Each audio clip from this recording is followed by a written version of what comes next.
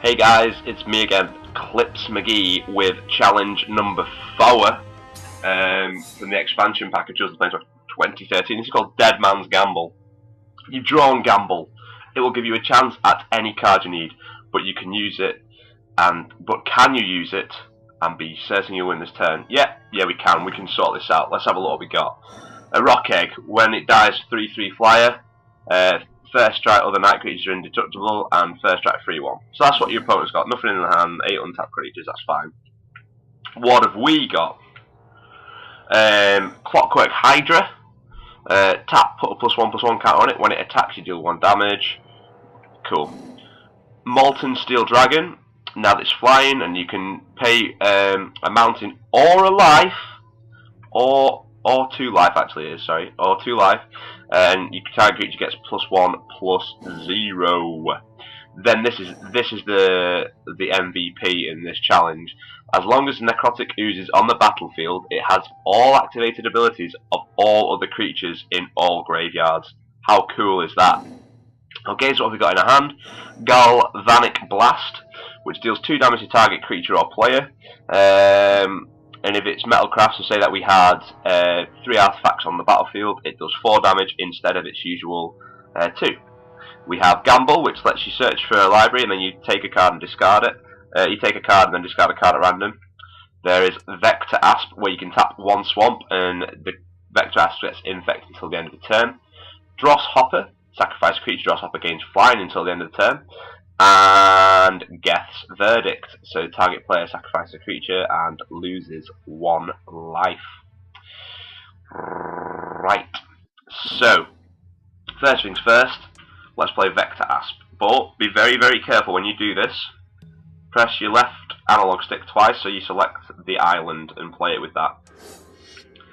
Okay, then you're relying on computer AI. Obviously the computer's going to want to sacrifice his dude to get his egg out. So do that on Odric, he'll sacrifice the thing, lose a life, and get his egg out. The life loss doesn't really matter. What we need to do is we need to get the flying creature out of the way, so we'll do that now with Galvanic Blast, which does 4 damage because we have 3 artifact creatures out. And finally we'll go ahead and play the Dream Hopper. Okay, so now we have 5 creatures on the battlefield, and whatever I pick up I'm guaranteed to throw back into the yard, which means that whenever I throw them back in the yard, Necrotic Ooze will get the ability.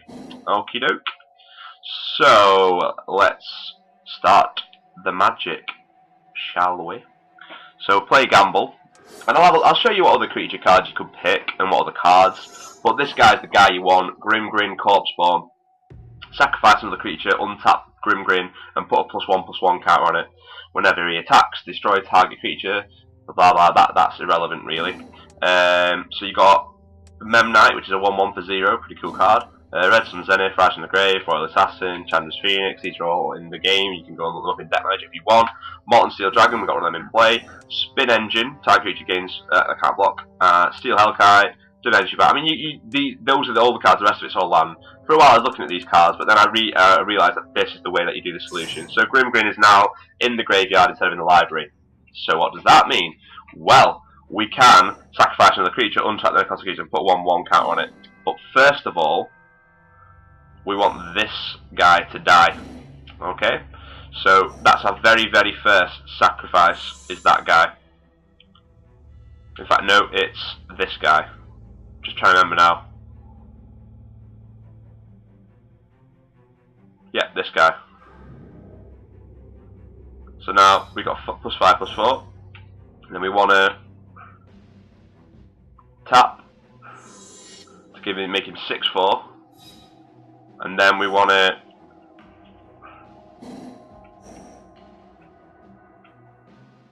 sacrifice another creature if you can highlight it to untap him and give him +1/+1. So now he's 7.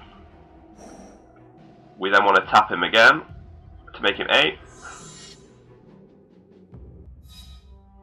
We then want to sack another creature to give him 9. We'll do that one.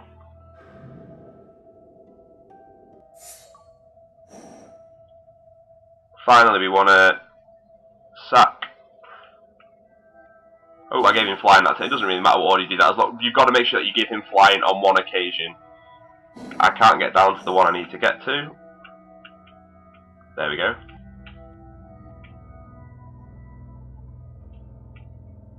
There we go.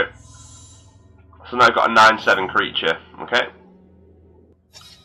But we can also pay 2 life to give him +1/+0. Okay, so now I've got a 10/8 creature with flying. He has no way of blocking that. But, you know, you're thinking 10 damage. That's only put him down to 12, Clips McGee. You're right. But we can do Infect. Now, what does Infect do? A creature with Infect doesn't deal damage as normal. If an Infect creature tries to deal damage to another creature, it'll put that many -1/-1 counters on that creature instead.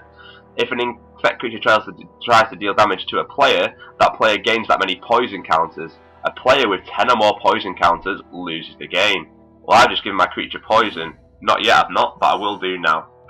So we activate that ability. He's now got poison, so I'm going to do 10 poison damage, which will kill him off.